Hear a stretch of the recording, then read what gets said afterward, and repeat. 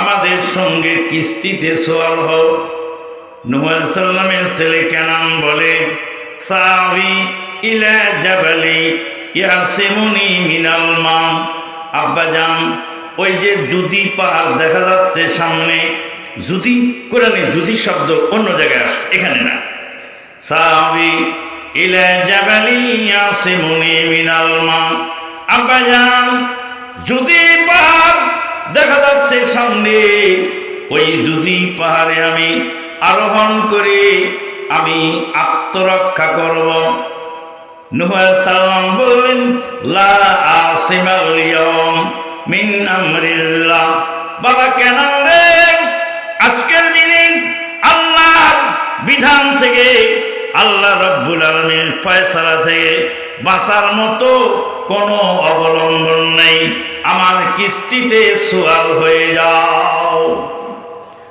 বাপের চেয়ে ছেলের বুঝ বেশি। এবার বাপ ছেলের বাপের কথা মানল না। আল্লাহ রাব্বুল আলামিন বলেন, ওয়াহালা বাইনাহুমাল মাউজ ফাকানা মিনাল মুগরাকিন। বাপ বেটা কথোপকথন করতেছিলেন, হঠাৎ করে বিশাল একটি ঢেউ এলো। ঢেউয়ের তোরে চোখের পলকে নূহ আলাইহিস সালামের ছেলে কেনান মহাপ্লাবনে ভেসে চলে গেল। এত বড় জলিলুল কাদের নবী কলিজার টুকরা সন্তানকে হারিয়ে হাহাকার করে উঠল। এত বড় নবী হয়ে বা ছেলেকে সেই দিন এই বিপদ থেকে বাঁচাবার জন্য কোনো অবলম্বন নূহ আলাইহিস সালামের হাতে ছিল না। ইসমাইল নবীর ছেলে, কেনান নবীর ছেলে, ইসমাইল সালাম নবীর ছেলে, কেনান নবীর ছেলে, দুই নবীর ছেলের আচরণ ডিফারেন্স হলো কেন? কি কারণে?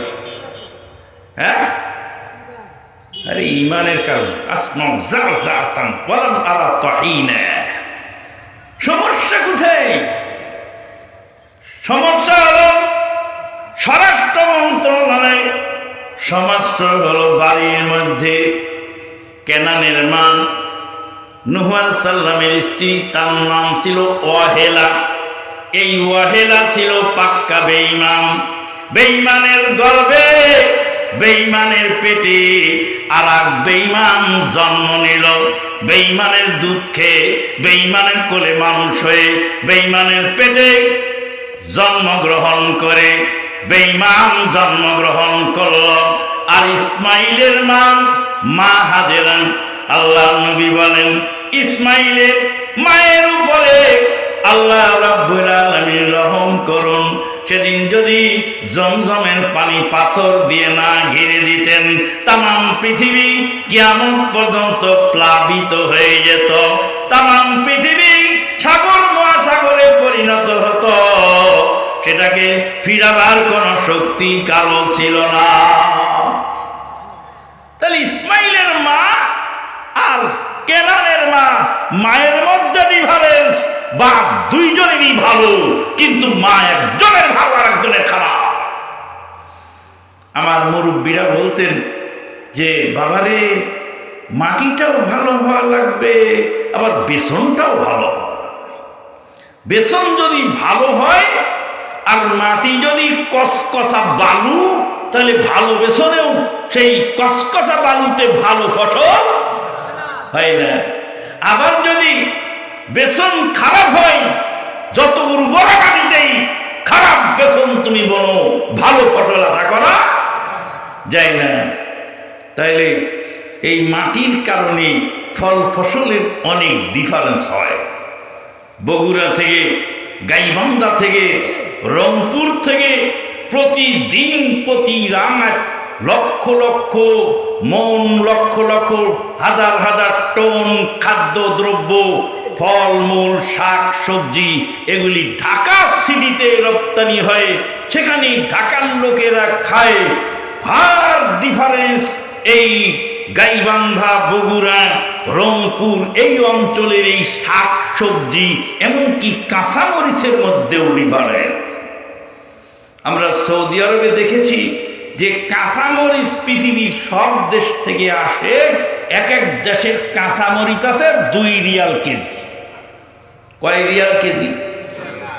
আর বগুড়ার কাঁচামরিচ মাত্র 8 রিয়াল কেজি। ডিফারেন্স বুঝতে পারছেন? কাঁচামরিচটা ভাঙলে যে একটা ঘ্রাণ বের হয়, মনে হয় যে একদম পুরা কাঁচামরিচ এমনি ক্যাপ করে গিলে খেয়ে ফেলে। মুড়ি মাখালে, ভর্তা মাখালে এই যে টাটকা কাঁচামরিচের যে ঘ্রাণ, পৃথিবীর কোনো দেশেই কাঁচামরিচ এরকম পাবেন না। বাহরাইনের শপিং মল, নাম তার হলো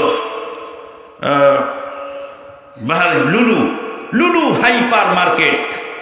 লুলু হাইপার মার্কেটে কাঁচামরিচ কিনতে গেছি, তো আমাকে পাকা মরিচ দিয়েছে। আমি বললাম, I don't like this red Chillies, I want green Chillies.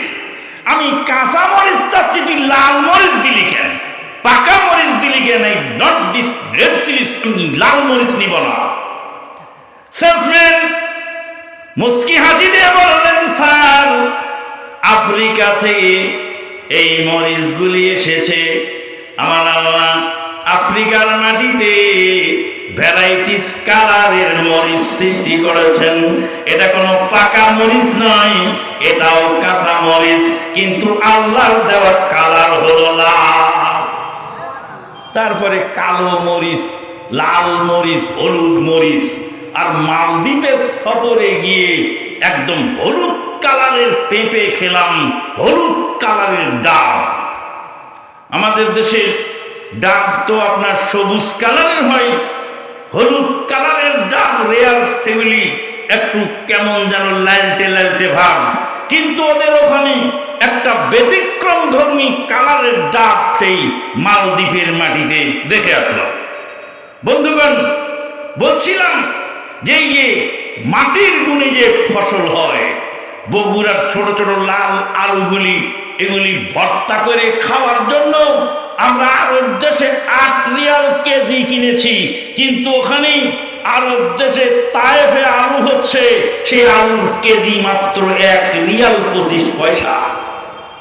Difference বুঝতে পারছেন? তো মাটির গুণে ফল ফসলের ডিফারেন্স হয়। আল্লাহু আকবার। ওই যে পদ্মা নদী রাজশাহীর চারঘাটে, এখানেই পদ্মা নদী, আর ওখানেই হলো বড়াল নদী। পদ্মা নদীতে যে ইলিশ মাছটা ধরা পড়ছে, সেই ইলিশের স্বাদ ডিফারেন্স, আর বড়ালে যে এই মাছটা ধরা পড়ছে সেটার স্বাদ সম্পূর্ণ ভিন্ন। তাহলে এটাই বড়াল নদী, ওটাই পদ্মা নদী, এটার পানির সঙ্গে ওটার পানির সংযোগ, কিন্তু এখানকার মাছ আর ওখানকার মাছের স্বাদ ফাট ডিফারেন্স। বন্ধুগণ, তাহলে বলছিলাম যে মায়ের গুণে যেই ফ্যাক্টরি থেকে মানুষ তৈরি হয়, সেই ফ্যাক্টরির নাম হলো মায়ের জাতি।